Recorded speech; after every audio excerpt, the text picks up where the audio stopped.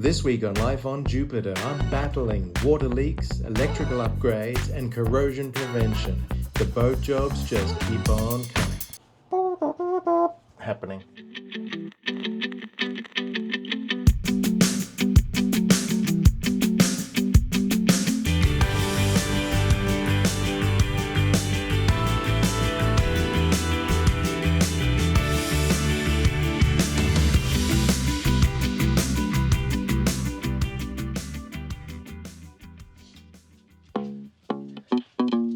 Alright, so you guys remember when I broke the Winston batteries? It is possible the Winstons are dead.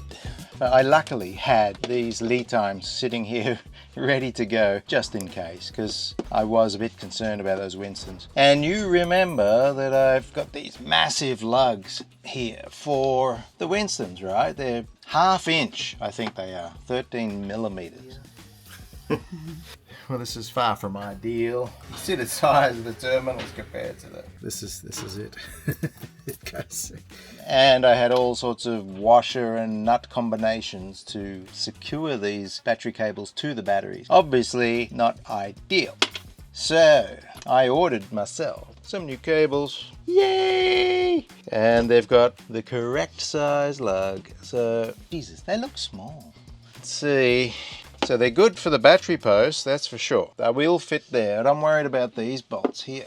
Oh, geez. I mean, that's going to be close. I've got one positive for this battery, this positive for the other battery. They connect these two arms here, that's where they connect. I know that's not the prettiest arrangement, but this whole area is going to be revised because I've got this whole board here full of computers for the Winstons. 2 BMSs and then 1 controller. And that's all going to come out because that's old-fashioned stuff these days. I don't need that for the modern batteries that contain a BMS inside. So I'm going to revise all of this stuff. So for now, I'm just going to undo those 2 positives. The 2 negatives are right there and put on the new cables with the correct size lug.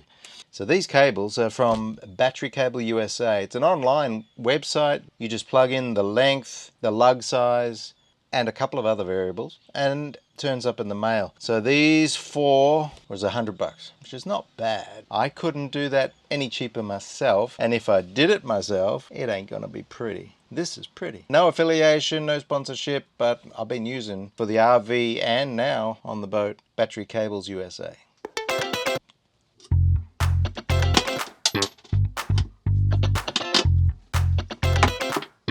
Alright, new lug. Perfect fit. That's perfect. Excellent. Alright, so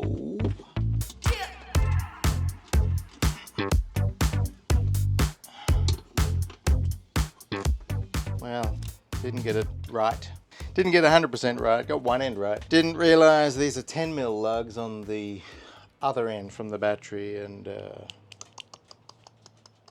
little bit small. So I'm gonna have to drill these out just a tad. These are 8 millimeter. I need 10, so give it a little bit of a drill out. See, you don't want to lose too much meat on the lug. It should be okay. Bugger. Because if it had been a 10 mil lug, it would have been bigger, more meat. Measure twice, cut once apparently, but I didn't measure the first time. I just went, oh, that's an 8 mil. Oh, well, god damn it.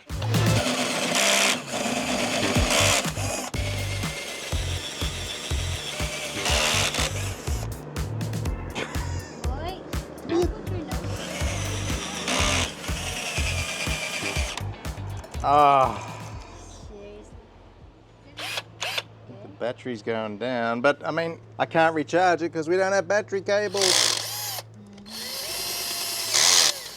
Just about fits. Yeah, that fits. All right, let's try get the other one done. I don't know why it stopped.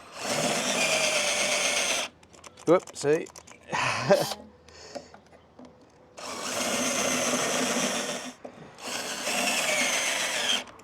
See what I mean about one step forward?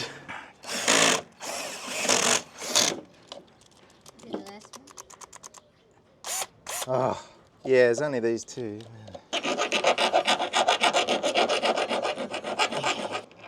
Yeah. I just want to file these lips off here. We don't want this lip causing bad connections. Get rid of that lip. Nice. Sorry, these negatives are attached directly to the shunt, which is the amp counter. It's not the Victron. I wish it was. Maybe we will change, but that whole setup is pretty costly. But I'm thinking we should probably do that.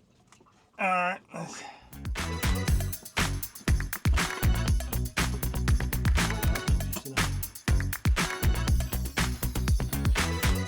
Alright, we're going to push these big puppies back into position and then just hook them up, and we should be golden. We can get some power back.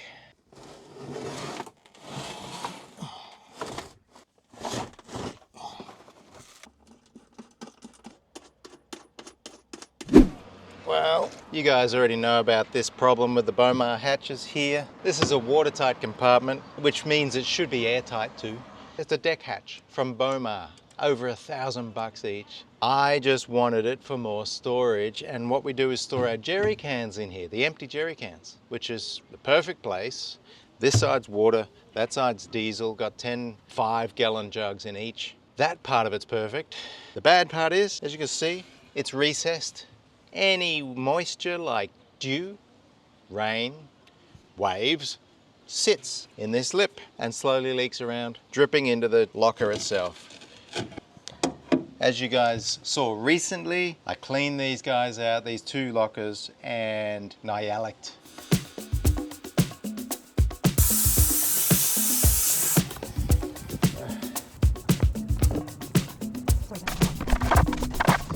And it's much better condition now. It's encapsulated, the aluminium's protected. But I want to stop the leaking. So I've got, this is a job for today, some rubber. It's a harder rubber, neoprene. Before that I was trying this weather strip, which is like a foam, like a closed cell foam. And all that does is, like you can see it here, just squashes away. It's just gone. I'll be doing that today and hopefully seal up these lockers. On the bottom of the lid itself, there is some rubber. So rubber meeting rubber, clamp down. These are adjustable heights. You can see these pins on one side, and then you can just clamp it down and pull it tight. So hopefully that will work. See all the corrosion on this. I've got to brush all this back and repaint it. That's an easy job.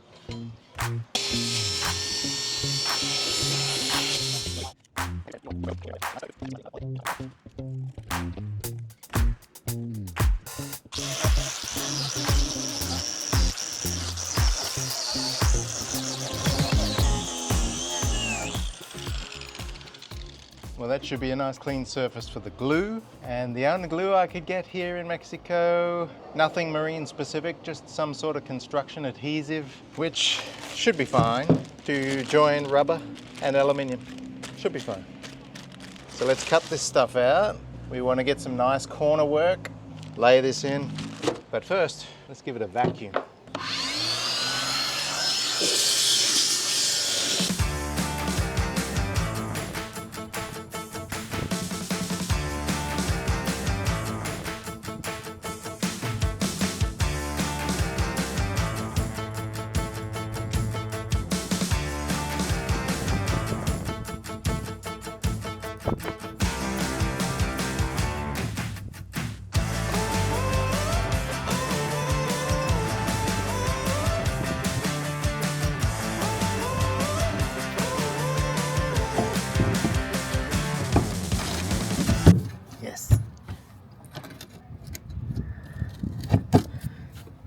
Nice fit. Tight like a tiger.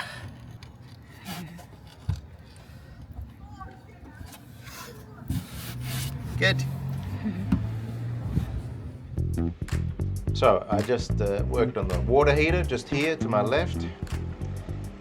And then on the right, I was reminded that a couple years ago, before we hauled out of the water, I think it was in Chiapas, Mexico, the most southern point on the west coast of Mexico. Our Windlass died, and I had to buy a whole new motor and gearbox. And it was like $3,500 to get it sent across from Australia because it's an Australian model. It's called a Hutton Arco. I'm looking at it and it's in good shape. And I realized another purpose for Nyalic. I'm going to spray the heck out of this thing to protect it against corrosion. It's always, I mean, it's in the chain locker, right? So it's always getting saltwater fumes and splashes off the chain as it comes up out of the ocean. So I'm going to hit it with some Nyalic spray. First I'll just give it a bit of a wipe with a lint-free cloth. So here is our windlass. Hang on a minute. Now, I've been asked a few times, how do I prevent corrosion from the galvanized steel chain laying in a pool of salt water on the aluminium chain locker? So here it is. This is how I avoid corrosion. Use a rubber doormat under the chain. It doesn't completely isolate because, you know, it's not quite wide enough and chain spills over here, but well, look at all that mud. But the bulk of it is isolating the chain from the aluminium. And it's good drainage too because of the big open hole, so the water can drain away and the chain dries out. So if you're wondering about that, that's how I do that. But right now, I'm going to get stuck into this windlass motor.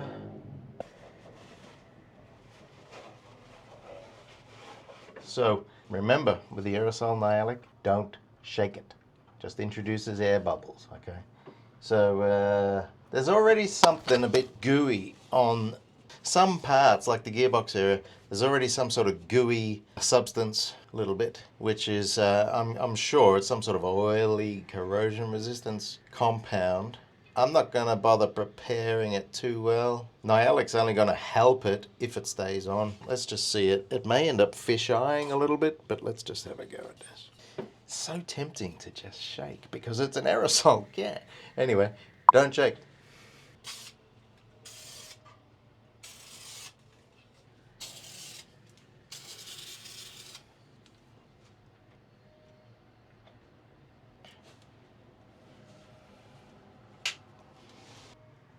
Sorry about that. I had to get you out of here because of the fumes. I don't want you breathing that stuff. I had the old happening. Got one coat on. I'll let that dry for 30 minutes, come back and put on another coat. Wow. You can use this stuff for everything, yeah? I'm finding more and more uses. You know what I'm going to do? Probably going to spray Jupiter, the entire hulls, top sides, with Nyalic. 10-year-old polyurethane paint, and I'm thinking this is going to put the gloss back on it, and I don't have to repaint. I'm going to try it.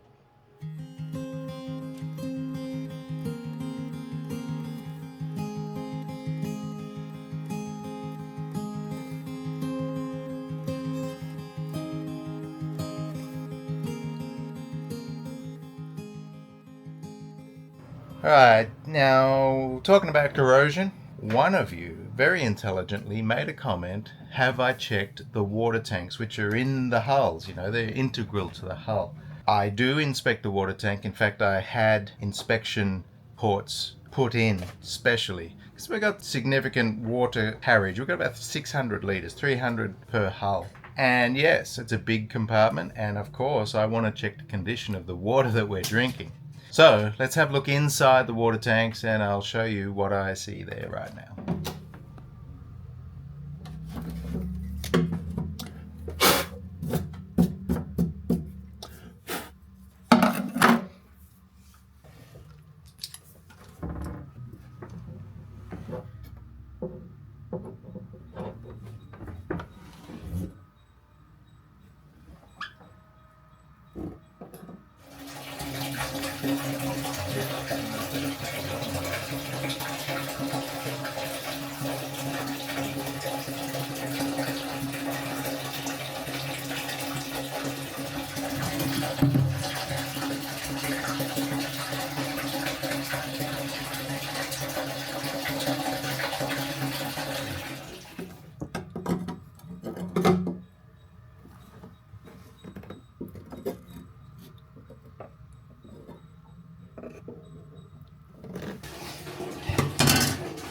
I'm trying to look into where this leak is coming from. As you can see, all down this side, the inboard side is wet. The tank's not full. It's a half to 2/3 full. It's annoying that it's leaking at the top, even before the water's at the top. I don't get it. There is water lines running through the cupboard here. They are not leaking. I spent many hours thinking they were leaking, but they're not. So what I'm doing right now is filling it up, and we're going to have a real close look at where it's coming out.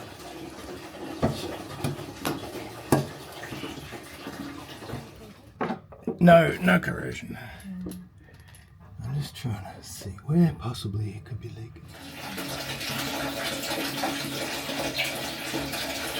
Alright, I've got about an inch to go to the top of the tank. I'm expecting it to come pouring out. So, and this is just going to confirm, I can see it's the edges of the roof of the tank, the ceiling of the tank, is not welded or painted. It's welded in sections, but then not painted. I suspect that's where it's all coming out. Right now. See, we didn't fill it this high yesterday. I'm thinking it's like capillary action somehow, sucking it out. Could be a pressure differential. I mean, the tank has a breather. Shouldn't be any pressure differential. I can see it's starting to get wet up here. See, have a look at this. Can you see along the edge? It's just starting to glisten. Got, say, an inch or half an inch until it gets to the very top, and then it should really start coming out, and that will confirm those edges. Now, I know some of you will say, oh, it's the sloshing of the tank, and that's when it spills out and under the floor here. And you would be right if we're on the ocean, but we're not. We're on the hard. There ain't no earthquakes here lately. I've also noticed while I'm down here this close to the floor, there's some corrosion on top of this floor because of this leak. It's often wet under the floorboards here. I'm lucky the floorboards haven't rotted. But yeah, there's a little bit of corrosion here, which I'm gonna wire brush all this up. Not today, but when we come back to the boat, I'm gonna wire brush it all up and nyalic it. Alright, tank is pretty much full. And you know, this doesn't happen on the other side of the boat. The other tank does not happen. I should also have a look at that and see if I can see why it's not happening. Maybe it's painted. Maybe it's sealed. Right now, we're almost full. There's actually not a huge, there's no puddle here. I'm thinking this capillary action must take hours, you know, like overnight. Because usually it's in the morning I come out and splush, splush, splush. Oh, where's this water come from? Now, I'm not positive, is that the right term? Capillary action? Is not, I don't know how. There's not really any form of capillary in the tank. But it is leaking out of the top before it is full. Can someone explain that to me, please? Can you hear that? That is the overflow outside. The tank is totally full, and it's not leaking any more than it was before. Like it's completely pressurized. I can see the water filling. Can you hear that? There's some air coming out right there. There's some air. Oh, so we got a leak on top here. So, I mean, that's okay. That's not a tank leak. It's just because it's pressurized. Turn off the tap! Well, I'm completely confounded. I expected water to become rushing out. What happened? Babe, there's no answer. Huh? I thought that would answer the question as to whether the top of the tank is sealed or not. But there's no water rushing out. It's coming out of the inspection port, which is, you know, we can try putting some more sealant in there, that's fine. But this was still dribbling when we were 3/4 full, and it's still just barely dribbling. I don't understand where this leak is. This was supposed to answer the question. God damn it. Because it's seriously pressurized, right? That's why it's pouring out of here. Past the seal. It's not pouring out of there. I don't get it. And when the tank was half, 2/3 full yesterday, a lot of water came out.